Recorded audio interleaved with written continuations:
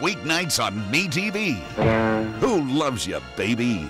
You shouldn't ask. It's Kojak. Well, it sounds like music to my ear. On MeTV. Look at me. Why do we love him? Maybe it's the way I comb my hair. Or maybe it's his trusty right-hand man. More bite? Cracker! Cracker! Cracker! Kojak! Well, I just wanted to hear how it sounded. Telly Savalas is Kojak. Story of my life, baby. Weeknights at 12:30, 11:30 Central on MeTV. Who loves you?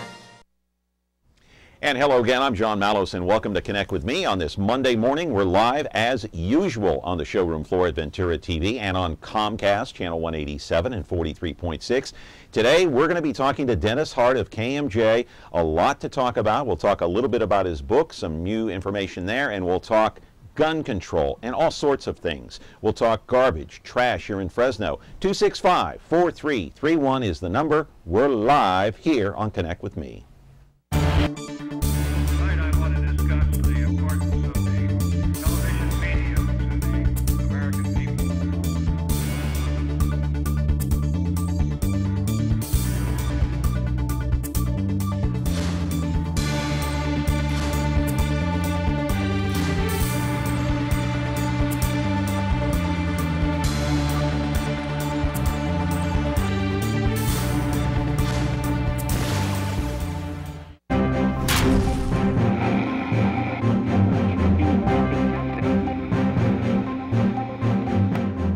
Of course, it is on the air, off the presses on this Monday morning, and today we're going to be talking to Dennis Hart, of course, of KMJ. He's been on there for many years, one of the best reporters in the business. He used to work at Channel 30. We'll talk to him about his book, one of the latest books that he's written. It's called Monitor. That's the old radio show that was on NBC Radio for 20 years. This is the second edition, and we're going to talk to him just a little bit about the research that he did for the book and where he's donating that research. We'll get an update from Dennis on that. We'll also talk about the ongoing trash, the garbage situation. Who is going to pick up your sanitation at your home? Is it going to be the private company, Mid-Valley Disposal? Will it continue to be the city of Fresno? Right now, the union members are out collecting signatures, which have to be turned in by this coming Friday, 21,000 plus, to try to get that thing on the ballot so they could overturn a council vote that has already taken place. So we'll talk about that. We'll also talk about the ongoing issue of gun control.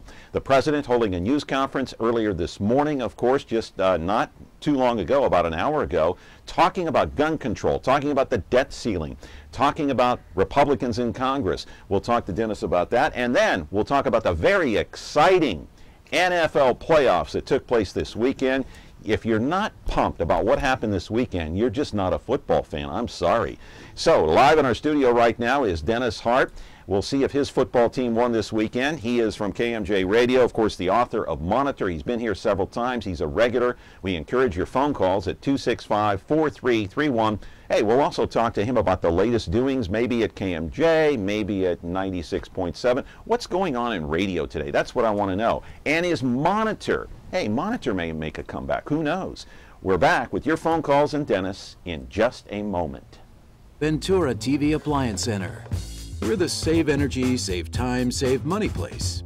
The Energy Star qualified #1 rated high-efficiency Cabrio from Whirlpool Place. You heard right. Right now, save big on select Whirlpool Cabrio laundry pairs and pay no interest when paid in full within 6 months. At the hometown low price, think outside the big box place. Since 1951, Ventura TV Appliance Center. We're working hard to be your place. Hey, we already have a phone call, and you know, I say, you know, while the iron is hot, you've got to strike, baby. All right, Dennis, let's take the phone call and see what they want. We haven't even talked about anything. No, we haven't even talked about it, and they want a question answered like now. So let's do it. All right. How are you? You're on with Dennis Hart. How's it going? I'm doing okay. Good. What's your question, sir? Oh, okay. Well, this is about the garbage. Okay. I have a single-family residence, and we recently changed over to Mid-Valley. And our bill went up $14 a month because of that. That's what's going to happen? No, that's not what's going to happen. Where do you live?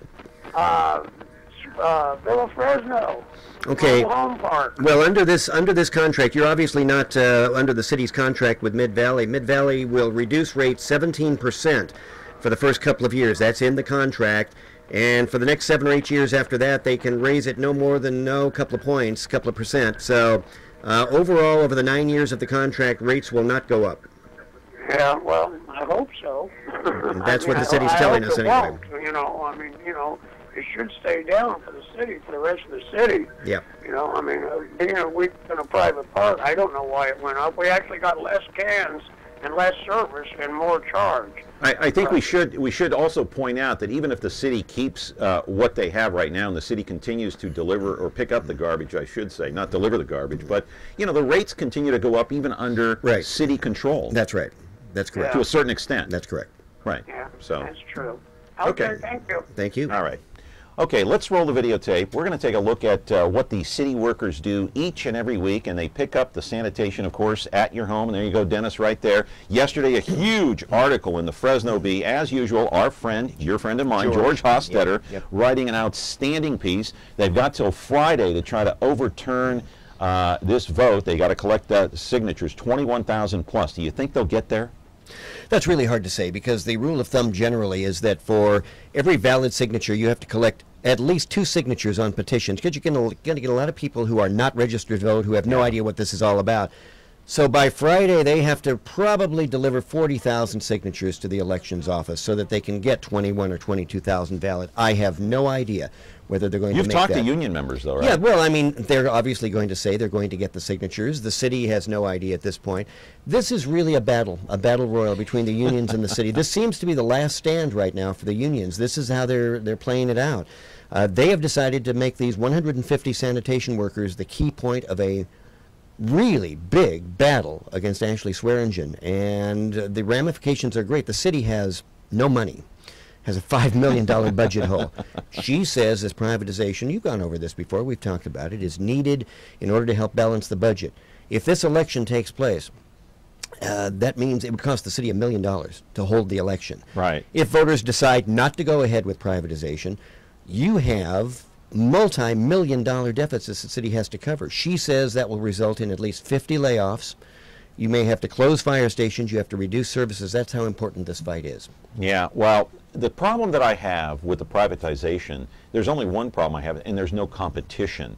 I've heard that over and over again. You've got one company, and when there's no competition, that'll drive the rates up. Now, I know the first 2 years in the contract it says what? 17, 18%. Yeah, reduction. That's correct. Reduction. That's but correct. then the other question is what happens in the 3rd year, the 4th year, the 5th year? That's in the contract. It can't go up more than a couple of points a year for the next 7 or 8 years. So at the end of the 9-year contract, rates would be no higher than they are right now, which is rather remarkable.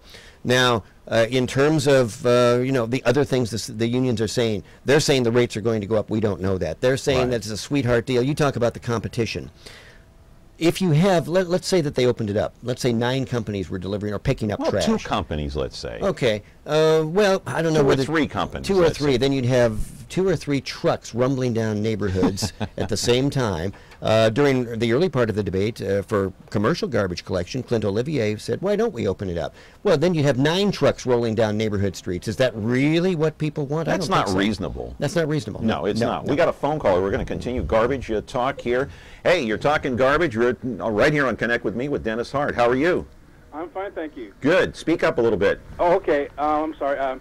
I think that the city did the wrong privatization. I think they should have kept the garbage, but they should think about privatizing the police department. And I say this because really law enforcement, they really don't prevent laws from being broken. They're really there, they get there after the fact, and so they're more a reactive group. And so people say, well, we're not going to have enough people with guns and so forth. And you could actually do the same thing you want to do with the garbage folks, and that is you could just roll them over into any security company. They're as a policeman, they're licensed and so forth, use guns and. All right. The phone call's kind of breaking up a little bit. We get the gist of your call. You want to react to that, Dennis? Well, I don't know of any major cities that have privatized police protection. That's a whole can of worms. When you talk about government, you generally think that the role of government is at least in a couple of areas: fire protection, police protection, that cities and counties handle. most cities have privatized garbage pickup. That's Right. already taken place. And Fresno's can you one of the name me few that one can. city that has privatized public safety? I cannot. I cannot. That's I just- think that's a whole yeah. can of worms. Those are different skill levels. Those are different types of things. So, I mean, I can understand people, and I can understand the union's point here. This is a fight for the life of the union right now, okay? And for This is like World War III It is. between these two sides, and It the is. union It is. says, you know what, we've got $16 million in our reserve fund, and the city wants to, they're going after that, that's what they want. Yeah, well, the city says that true? The city says, well, the city says they can't touch that reserve fund for garbage pickup. Okay, so Right. they're Legally saying no. speaking, they can't touch it, right, right? Right. Okay. This is a fight. This is a classic labor management fight that we're seeing playing out right here, Right. and it's not just this union. Okay, this has ramifications for the police union, because let's face it, and they're putting a little bit of money in this effort to put it up on the ballot. Because in 2014, their contract is up. The mayor has asked them for concessions, and they have declined to give them the concessions that she would like. Okay. Right. In 2014, when their contract is up, and they have a no layoff clause in their contract, the police union, as you know. Yeah, I know they do. They can reduce the force through attrition, but not through layoffs. Well, that ends in 2014.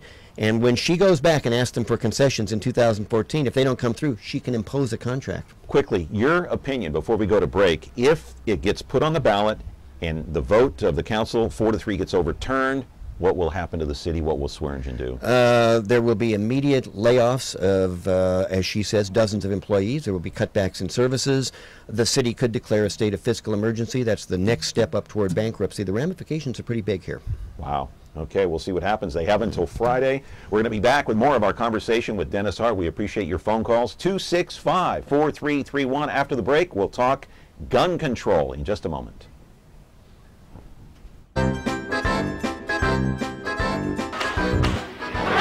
Don't you ever hit me again!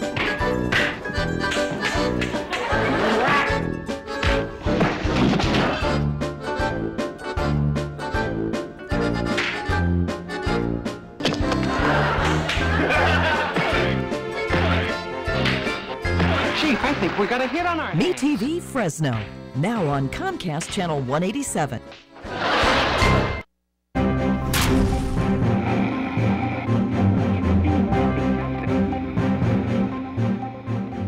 And welcome back. We are here on Connect with Me with Dennis Hart. Dennis, I want to talk gun control real quick here. We had a phone call, but the call number is 265-4331. Let's put up on the screen some of the recent shootings that have taken place over the past few months here around America. Look at that, Dennis. Look at the recent shootings. Of course, you got Newtown, you got Oregon, you got Minneapolis, the Sikh temple shooting in Wisconsin. They gunned down 6 there. Aurora, Colorado, the theater where 12 were gunned down.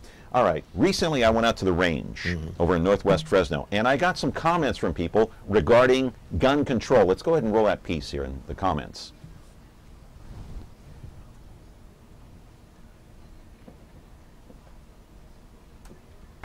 If you take a walk through the firing line here at the range in northwest Fresno, on any given day, at any given hour, you'll see people lined up taking target practice. Nate Roldan of Exeter is here teaching his 16-year-old daughter how to shoot.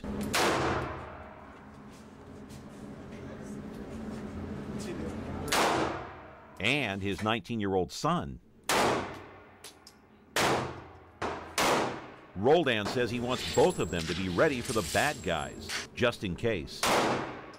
And my father taught me how to use a firearm when I was young, and I want to pass that knowledge on to my kids. And I think the most important part is that they know how to handle themselves around a firearm for safety and protection. Are you in favor of gun control? I don't believe gun control is the answer to everything. I believe in my Second Amendment right. For nearly a month now, people have been coming into the range by the droves to purchase their favorite weapons, most for the same reasons, for protection, and they're afraid the president and Congress may agree to ban certain types of weapons. The surge all began almost immediately after the shooting at Sandy Hook Elementary School in Connecticut on December the 14th. Those who operate the range say 30 to 45 pistols, rifles, and automatic weapons are sold each day. That comes out to more than 1,300 weapons a month. And they have the paperwork in these 4 binders to prove it. Names, addresses, phone numbers, social security numbers, and background checks. The assault weapons ban was passed back in the early 90s, but federal law expired under the Bush administration, meaning that once again automatic rifles with magazines that carry 30 bullets or more were legal, except here in California, where the ban remains. No more than 10 bullets per magazine are allowed. Brian Wallert, manager of the range, demonstrates how powerful an automatic rifle is.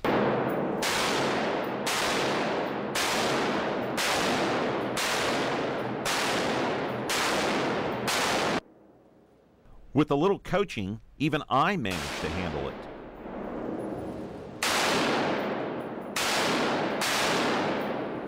Dennis, the biggest question I have, they're talking about banning these magazines that carry 30 bullets or more, the high-capacity magazines. The question I have for you is, look, you're an experienced reporter. You were one of the first on the scene at that workplace shooting a couple of months ago. Yes. By banning a magazine like that in an assault weapon, would that have prevented that shooting or any others? Well, that guy only had a four-banger. He had 4 cartridges in his particular weapon. No, but I think the question is that gun control advocates are asking, why in the world do you need an assault rifle? Why does anybody need that, all right? It's not for protection. They point to the Second Amendment. They say that's why I need it. And this is one of those issues that I honestly think is insoluble in this country. It's similar to abortion. There are no middle grounds. There are fanatics on both sides, and virtually everybody falls into one of the fanatical sides. So what's the answer here? I don't know that we have an answer, to be honest with you. I mean, there should be an assault weapon. I think there could be an assault weapon ban, perhaps, in terms of some types of assault weapons, a renewal of that. I think the argument in favor of those is less compelling than the argument for people having a right to have handguns to protect themselves.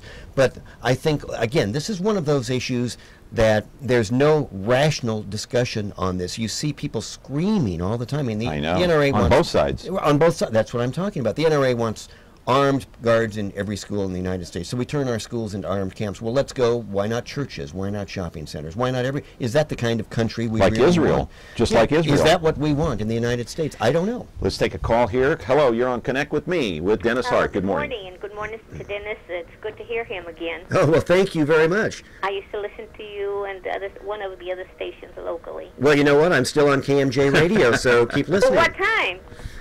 Thursday, Friday, and Saturdays I'm on. What time? In the afternoons. You'll hear me in the afternoons. I anchor Saturday afternoon news all afternoon, so thank you for listening. Very good. I'll be listening. Thanks. I've been listening, and ever since these shootings in the different schools and, you know, how they've gone to the theaters, too, it scares me because I've got grandchildren, I've got sons, daughters, and I'm always telling them, be careful, and as a mother, whenever they go anywhere, I give them my blessing to make sure that they come home safe, and wherever they're at, you know, they stay safe, nothing happens to them. But why is it that this gun thing has gotten so out of control? And not only that, but it seems like more is better for some of these people, like more bullets, you know, the bigger magazines. Yeah. Well, you know, first of all, we have an immense number of guns in the United States. There's almost one weapon for every single person in this country, nearly 300 million weapons. We're the most heavily loaded Western country in the world. Secondly, you have crazy people who have guns. Okay, let's be straight about that. There are mental health issues on. And how do you deal with that? How do you keep the guns out of the hands of the mentally and emotionally unstable? I don't know. I don't have an answer for that. I don't think anybody does. It's frightening out there. You could be walking down the street of Fresno, any street in Fresno, or any city in the country. You don't know who has a gun. No. And they could look at you. You could look at them as they're passing by, and because they look at you or they think that you're looking at them in a strange way, they could decide they're going to kill you, and they could pull out a weapon and do it. It's frightening out there. Gun control advocates will point toward Brian Lee, the pharmacist in Madera, who say, you know what, he should have had a high-capacity magazine. He's the guy that took out 2 suspects, or actually 1 suspect in the pharmacy. Okay, so they point to him as the poster child for the NRA and for their, you know, their position. Right, and the NRA is essentially saying that if everybody has a gun, we'll all be safer. There have been people who said in the Aurora, Colorado shooting, if people in the audience had just had weapons when this guy came in, James Holmes, and started opening fire, they could have stopped it. Well, now think about this for just a moment, okay? Let's say that 10 people in that audience had weapons. They all pull them out and begin shooting. Now, maybe I have a weapon and I see you shooting at James Holmes, but I don't know if you're not the shooter, the shooter whom I'm trying to kill. So I open fire on you because you've got a gun, and then somebody opens fire on me. Doesn't that honestly, folks, lead to chaos. When you have untrained people with weapons firing weapons, it's not. Well, luckily Brian Lee was trained. He was trained. Yeah, he was. So this is one of those cases where yes, it worked out. But do I want untrained people packing heat on city streets, opening fire? A little frightening, I think. Yeah, folks. really. When we put it in that context, it's kind of, it's a little bit. It's not hilarious. It's not a funny topic, but no, it's not. When you put it in that kind of context, and, it really makes you think. Yeah. And do we want people packing heat at malls so that if some guy opens fire, man, now I'm going to start firing only. I'm going to hit 3 other people because I'm not trained. Police officers are trained. We have people who are trained to do that. They're called cops. I'm going to pick up my kids at school today. I got to make sure I'm packing heat. I mean, we laugh about this on a serious topic. No, I know. Honestly, it's not a funny topic. There is no good answer to the gun control issue in the United States. You're not going. The gun control people say, okay, if we just did this, it would solve the problem. They're wrong. It will not solve the problem. But the NRA saying the more weapons, the better. That's obviously wrong. Yeah. Because you don't want people packing the heat. All right, one more call before the break. Hello, you're on Connect with Me with Dennis Hart. Great show today. Hello? Are you there? Yeah, I'm here. Okay, quick. What's your question? Well, there's a gun discussion on right now, and I don't really have a question. I just was... All right, what's your comment? Quickly, quick. Comment is that I think mental health in this country is in serious need, and when you have a high percentage of homeless people around town that are actually have mental issues, and apparently no help for them at all, I think that's probably one of the highest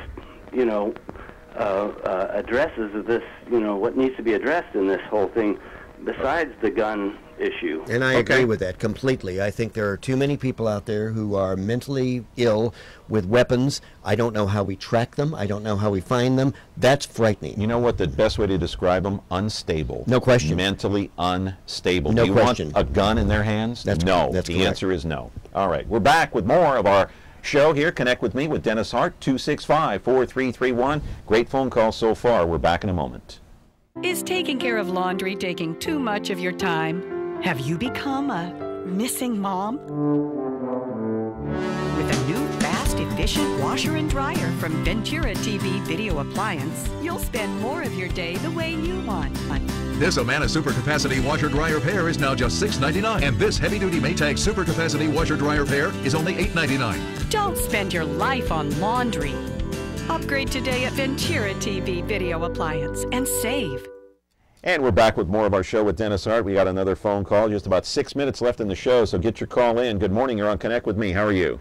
I'm fine, thanks. How are you? Good. Speak up a little bit. Crank it up there, Marcus. Go ahead. What's your question? Quickly. Yeah, well, they're talking about gun control. What are they doing about all of the fully automatic weapons coming across the border with the drug people? What's happening that's a problem. with that? There's no question about that. That's an issue. Yeah. There are too many. You have too many gang members right now with semi-automatics, and that's causing the police department a considerable amount of problem, not just here but elsewhere in the United States. The gangbangers are getting almost as heavily armed as the cops are. Not and only that's frightening. that, state prisons, they're reducing their population from 140,000 to 110. Where are those inmates going? Local jails. That's a huge problem. Yeah, I think that we are a gun culture in the United States, okay, from the very beginning. Okay, our Revolutionary War, we have a very heavily armed populace, and again, almost one gun for every person in the United States. Nobody is talking, and this is where you have to ratchet it down, I think. Nobody is talking about disarming the population. The fanatics out there who say Obama's going to send in black helicopters and all of this to disarm people, that is not the case. They're talking about potentially limiting assault weapons. Let's keep it to that. So they're mischaracterizing the Second Amendment? Who is? The gun advocates. Oh, probably in some. Look, the Second Amendment had to do with militias. Armed militias. We're in the year 2013. Let's get real, folks, okay? Okay. But no one's talking about disarming the population, yet that's how the NRA often characterizes the discussion. Right. Another call. Quickly, you're on Connect with Me with Dennis Hart. How are you? Fine, thank you.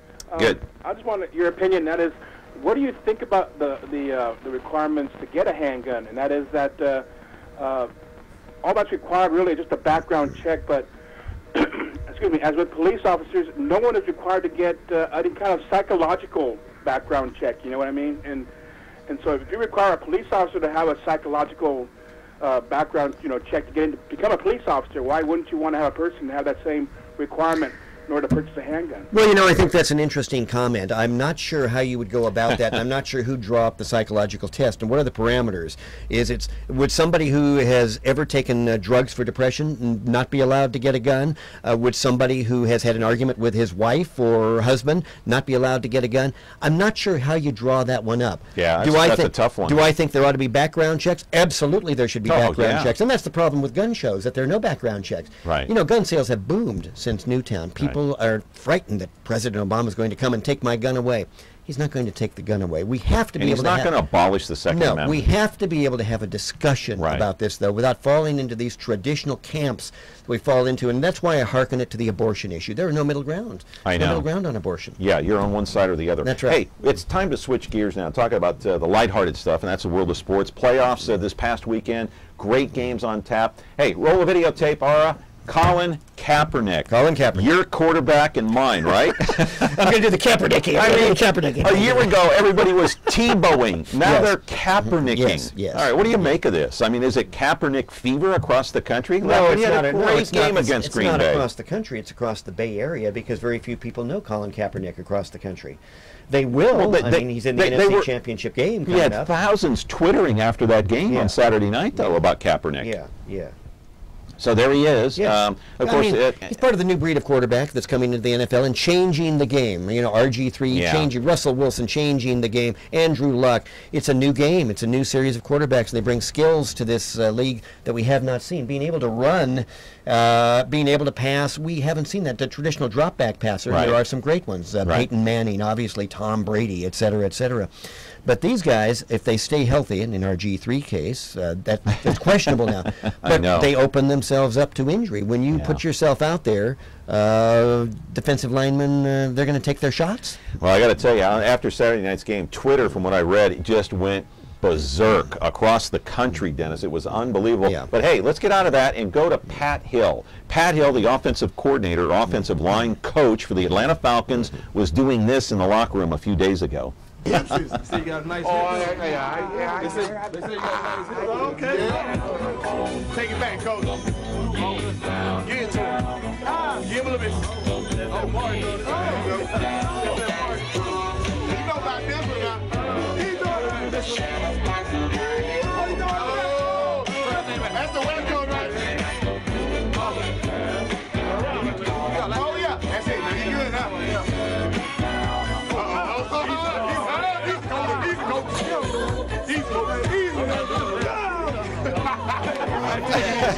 Fresno State.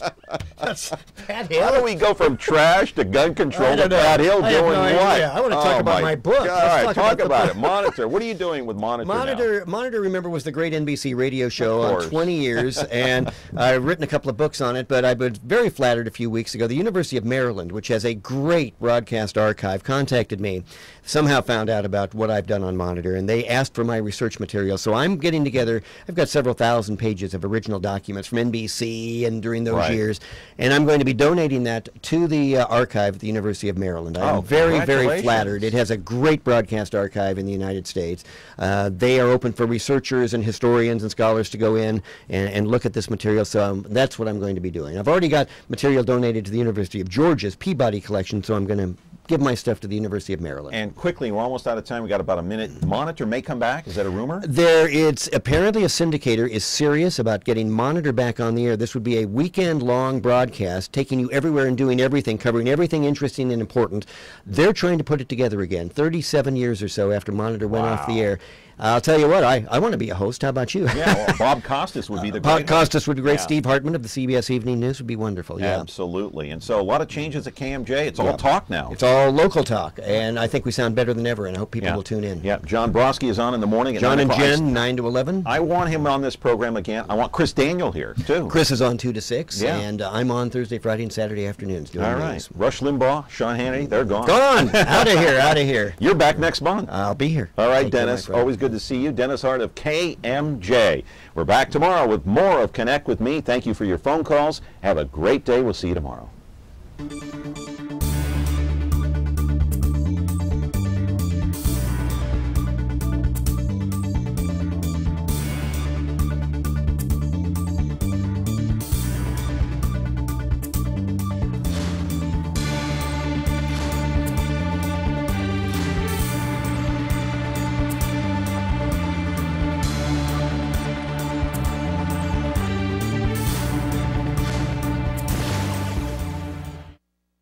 Look at that. Isn't that a great layout? You son of a gun.